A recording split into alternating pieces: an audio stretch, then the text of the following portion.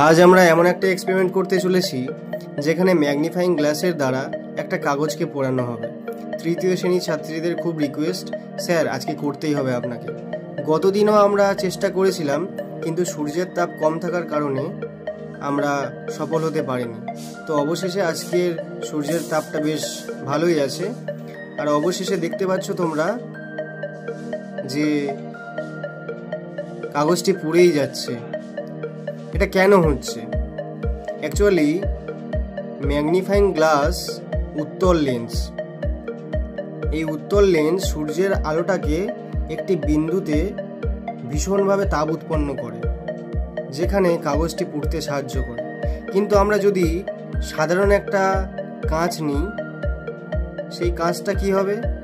একসাথে আলোগুলো সমানভাবে ফ্লো হবে, মানে কোনো একটা বিন্দু তৈরি করতে পারবে না। সেজন্য কিন্তু নর্মাল কাঁচে কিন্তু আমাদের কোনো কাগজ পুড়বে না, কিন্তু ম্যাগনিফাইং গ্লাস যেটা উত্তল লেন্স, সেটা সূর্যের আলোটাকে টোটালি একটা বিন্দুতে প্রচুর পরিমাণে তাপ সৃষ্টি করে, ফলে কিন্তু কাগজটি পুড়ে যায়।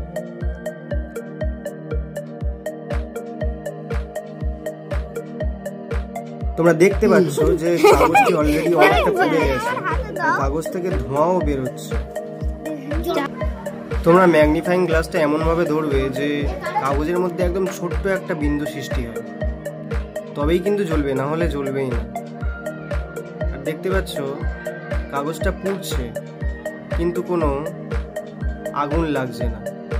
পুড়ে কালো কালো হয়ে ছায়াও উৎপন্ন হবে, কিন্তু কাগজে আগুন লাগছে না।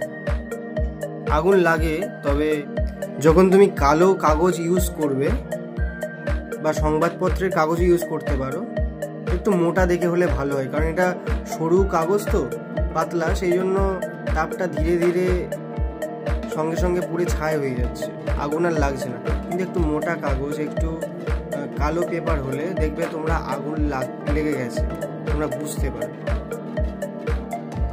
এটাই ছিল আমাদের আজকের এক্সপেরিমেন্ট।